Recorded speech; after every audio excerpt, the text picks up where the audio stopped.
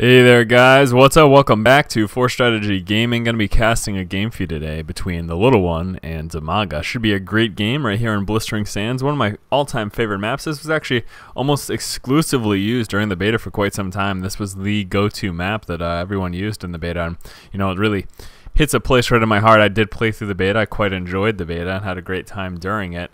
Also looking forward to an upcoming beta. I don't know if you guys heard of this game called Diablo 3. That's going to be fun. I'm really looking forward to that. If you don't already know, I do Diablo 3 coverage. We have another channel, Force D3 Strategy. If you haven't seen that, sorry for the zoom. You can go ahead and check that out. But let's talk about some Starcraft right now. So the Little One playing as Terran in this map, and DIMAGA, he always plays the Zerg, so he is, of course, the Zerg. The Little One, a really well-known random player, very solid player as well.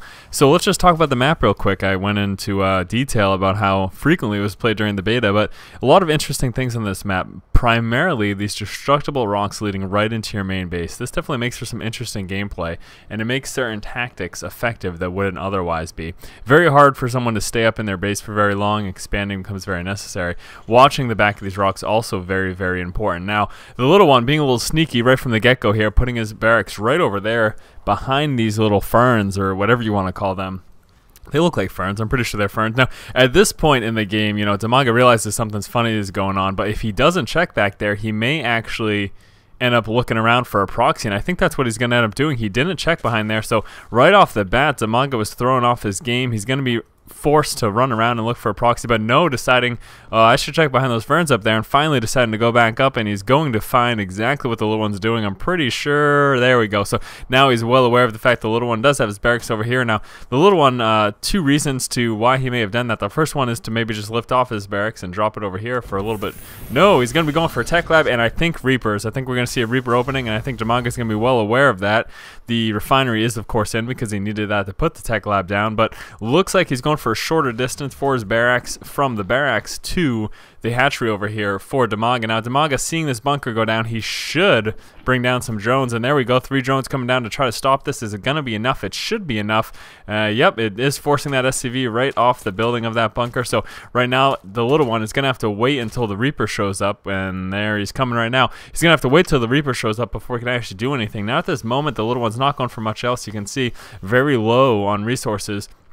Going for early Reapers really kind of sets you back. It's 50 Vespene for 1 Reaper, so that definitely really sets you back as far as teching up is concerned. Now the Little One trying to place the bunker over here, get a second SCV here to try to help with this bunker placement. He definitely wants to get this down if at all possible. The hatchery's just about to pop right now, so I don't think it's going to work. The Reaper is en route, and the drones, what are they doing? Okay, going down to place some spine crawler. So he's going to say, screw it, I'm not going to try to stop him from building a bunker, but I'm going to prevent it from doing much of anything by getting the spine crawler. It's going to make it very hard for this Reaper to do much damage at all. 4 Zerglings now on the board for DIMAGA. Now, trying to get rid of the spine crawler, that is exactly what the Little One's going to be attempting to do. I'm not sure if it's going to be enough. It'll be very close now. The Zerglings trying to get us around right now, getting a little bit of damage off there on the Little One's Reaper. Little One, if he can put up this bunker, he may be able to take down that spine crawler. It's going to be very, very close. Bunker goes down. The Reaper is up and in, and come on, attack that spine crawler. And I think he might be able to get down before it does enough. Yeah, it is forced to move around,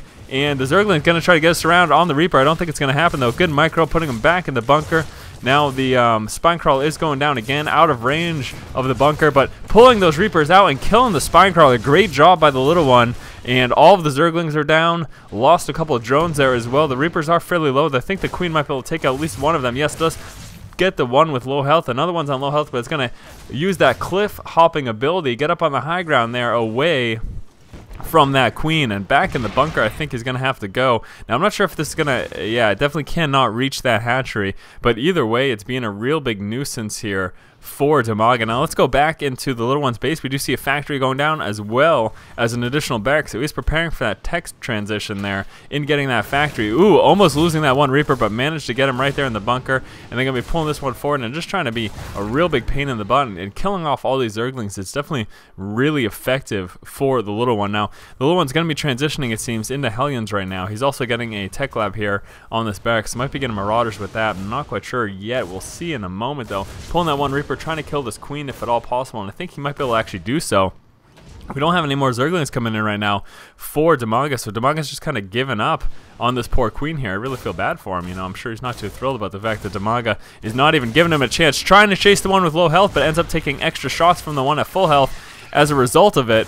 And the drones here are going to be forced to leave the line, and great job with these Reapers by the little one. You don't see a ton of Reaper play in comparison to what you used to see with the fact that you weren't able to get that that speed upgrade there for the Reapers without that factory. But now that that's happening, you know, you don't see quite as much, but it is becoming more and more prevalent here for Terran players, and just moving in the middle line, doing a lot of damage right now, and then finally losing the Reaper. So DIMAGA finally able to fend it off. That speed upgrade is in. Probably going to be forced to get rid of these bunkers. He can salvage them whenever they start to get under attack. Now, knowing that a counterattack is likely, you can see here the little one did go ahead and block off that front ramp there. So good job on his part. Got a couple Marauders coming out. Not sure. I think he was expecting a transition from DIMAGA into Roaches, but it ended up not happening. So these Marauders, of course, not nearly as effective against those Zerglings. Also, when he does finally push forward, I'm assuming he's going to push out sometime in the near future. You can see here he hasn't expanded yet. Looks like he has no plans to expand. He's staying on one base. You can see keeping his resources nice and low, pumping out the units here. Vespene getting a little bit high there. That's just a little bit unfortunate. I don't really know what to say about that beyond that. Might consider, you know, in this situation, even pulling a few SCVs off of that refinery, but gonna go for that push right now. Moving out with a bunch of Marauders, couple SCVs, 2 Hellions, a Reaper, and a Marine. A little task force here of units, probably gonna be doing quite a bit of damage actually. Those Marauders are gonna do a good job of taking out the Spine Crawler. Obviously the Hellions do want to avoid that. Taking out that Creep Tumor as well. Should be dropping. No, he not able to get that, unfortunately. Poking forward with the Hellions, he's going to be fully aware of the Spine Crawlers losing one of the Hellions as a result of that attack.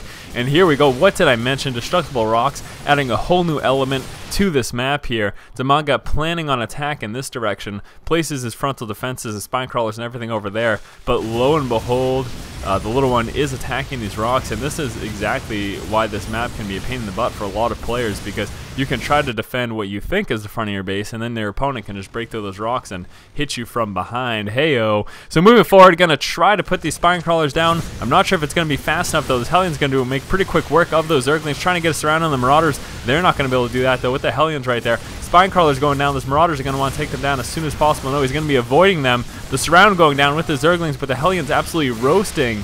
And yeah, this is going to be pretty effective, it looks like, for the little one. If he can just avoid those Spine Crawlers, he's going to go from the backside over here. Again, these backside jokes. What am I doing today? Probably going to be able to drop this spawning pool without a problem, and that's going to be very problematic for DIMAGA. Come on, Marauders, go for that spawning pool. No, now it's time to go for the Spine Crawler, trying to move. Obviously not going to be effective. The Zerglings trying to get us around. There is still one Hellion, 2 Hellions actually, and a nice protective force from these Marauders, a nice protective surround, and making those Hellions still effective. All of his units very low health right now for the little one, but still staying alive, doing as much damage as possible. Hellions microing away and absolutely destroying those drones. Lots of damage going down in these drones, and DIMAGA's in a whole bunch of trouble right now. Surround going down in the Marauder and finally killing off those Hellions, but not before taking heavy, heavy losses. Lost a ton of drones there, lost a bunch of Spine Crawlers, his queens. DIMAGA lost almost everything. Let's take a look at that unit counting station. He's got 9 drones total, 7 Zerglings right now, in comparison to the 32 SCVs, 4 Marauders, 2 Hellions, and 3 Marines here for the little one. The little one in a very dominant position right now. Now, looks like DIMAGA's going to be trying to push forward to see exactly what his opponent's doing, and I don't think he did see that expansion, actually. Okay, so he does see that expansion with the Overlord over there, so he is aware of the fact that the little one has expanded. He's also aware of the fact that he has done no damage to the little one's economy, and knowing that, I don't know, this is a really tough spot for DIMAGA. We are likely to see another push coming from the little one in the near future. I mean, he's taken no economic hits at all, and we have Thors coming out. Thors and Hellions, a couple Marauders as well. The little one switching up his tech, opening up with Reaper, switching into Marauder Hellion push, and now going to be pushing out with Thors and Hellions and Marauders. Very effective, very strong transitions. And this is definitely going to be very difficult for DIMAGA to deal with. You can see here, forced to put some of his static defenses in the Spine Crawlers over here now that these destructible rocks are just destroyed. And as a result, his expansion, his natural expansion, is all the weaker. So that's exactly the dynamic I was talking about. And look at these beefed up Thors. Very baller indeed. Going to be pushing forward and not really too worried about Mutalisk, of course, at this point. The little one knows he's done so much economic damage to DIMAGA that there's no way he could afford anything like Mutalisk at this point in the game. And looking over here for DIMAGA, you can see, again, very low on the units. Let's go back to that production tab, though. Got a whole bunch of upgrades coming out. Well, not a whole bunch. We do have this one upgrade coming out for the little one, but this push could be devastating. Look at all of these units right here, and DIMAGA just calls good game. He sees with his creep tumors the force that the little one is pushing out with, and he realizes he's got absolutely nothing, and that's about it. So great job this game from the little one, and you got to be really impressed with this because of the fact that he's a random player.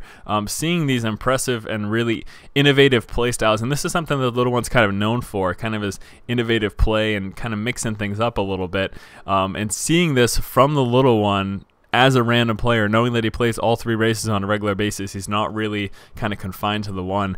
It makes him all that more impressive. So great game between these two players. Excellent job by the little one. I think I might have a couple more little one casts coming up after this. We'll see, though. I'll see if I get time and I have enough time to do it. But anyways, guys, once again, this has been Force from Force Strategy Gaming. If you guys like our videos and you like what's going on here, you better make sure you subscribe to our channel. As always, guys, keep watching and keep owning.